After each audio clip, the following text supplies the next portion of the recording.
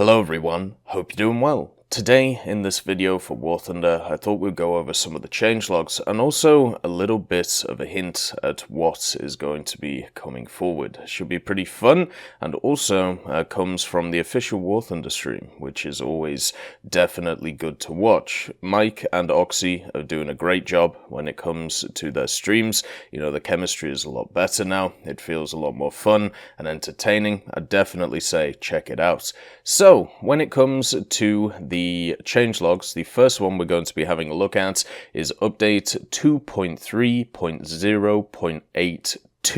The first part of this changelog is a bug where a vehicle would receive a camouflage from another vehicle of a similar model has been fixed.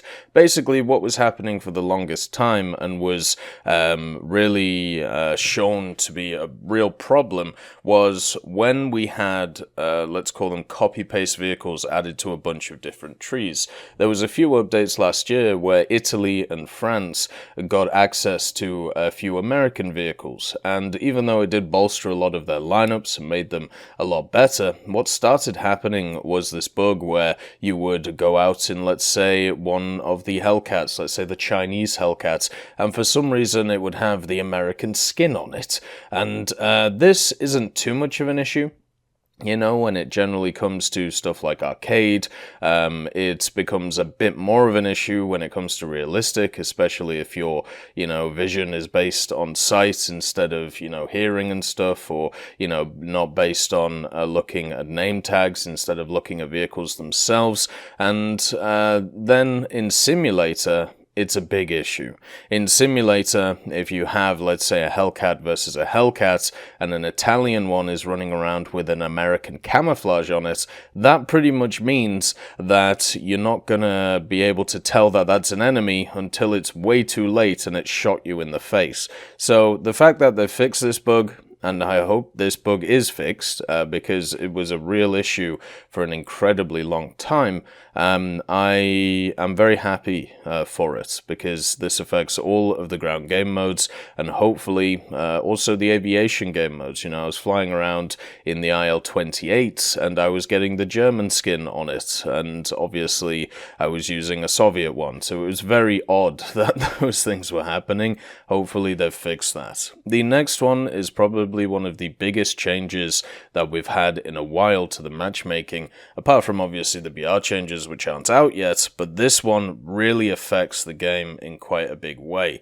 So the basic respawn costs of heavy tanks in our B mode has been reduced from 220 to 180 respawn points. This brings them more in line with the medium tanks that we have around the place, and it means that now the option is, do you take mediums or do you take heavies? And now it's a little bit more, I suppose, a little bit more grade.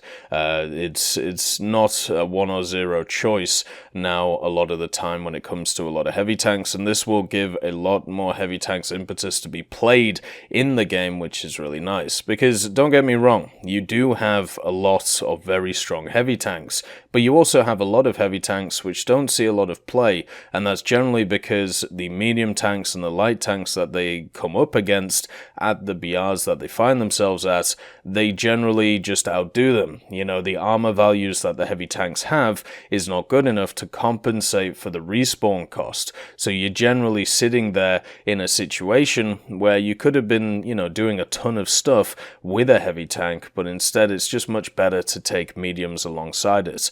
And I've always thought it was a bit odd that heavy tanks had a higher SP cost than medium tanks. Medium tanks normally get access to more mobility, and they also get access to stuff like artillery, which heavy tanks have never had access to. So you actually have more mechanics that you can use in the game if you're using medium tanks or light tanks compared to their heavy tank counterparts. And now, with heavy tanks being a lower SP cost, at least now there is a conversation to be had. Do you bring more heavy tanks instead of mediums or lights, trying to bring them back into the meta? Also, I'm hoping that this change is being taken into account when it comes to the BR changes that we've seen. Maybe this is a reason why stuff like the Churchill Mark 1 and Mark 3 are going up in BR, because they're going to be a little bit more useful on the battlefield, because you're going to be able to bring more of them in. Whether that's actually, going to be the case or not for people, it's going to be a different perspective. But generally, I really like this change. I think it's a very positive change, especially for heavy tanks in general. As we said, even though there are a lot of heavy tanks which are meta, there are a lot which don't get to see a lot of play. So the fact is, this will mean that they should see a bit more play, and that is overall positive. Now, the only question is, what do we do for tank destroyers? Because tank destroyers, unless they're turreted ones, or unless they have a little gimmick like the Hellcat with its speed or its gun, or the Slugger with its gun, if you have, or the Su-85 with its gun, you have a lot of tank destroyers which are just not really ever seeing play. And the reason is because they are just worse to use than their heavy tank counterparts, or their medium tank counterparts, or even their light tank counterparts. Stuff like the Jagdtiger, right?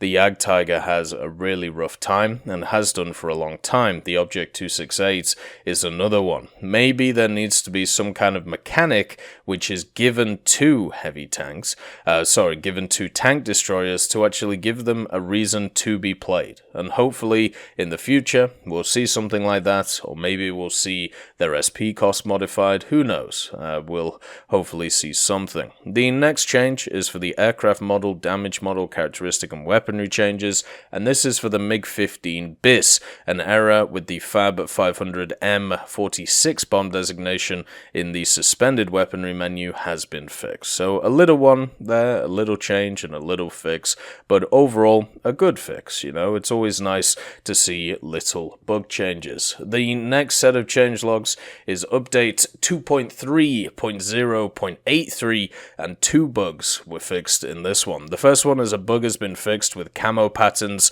changing after purchase of the naval vessel. So what I actually like about this changelog is they've actually included the reports from players to actually see, what is being fixed. And this is something that Enlisted has been doing really well recently. If you've been keeping up with the Enlisted development, every time they have a changelog, every time they have a news item, they talk about player feedback, they talk about, what players are doing on the map, they talk about, things that are said on the forums, and I think this is really nice because it brings in the community element to this stuff and makes people realize that yes, bug reporting does work, yes, bug reporting means that you will actually get stuff done, and it gives people more impetus to do it. So the fact that they've included these here, I hope that's a trend that continues going forward, and I do agree with it very much. And with the bug that it actually was, basically what would happen is you'd have a camo on a machine like the Helena,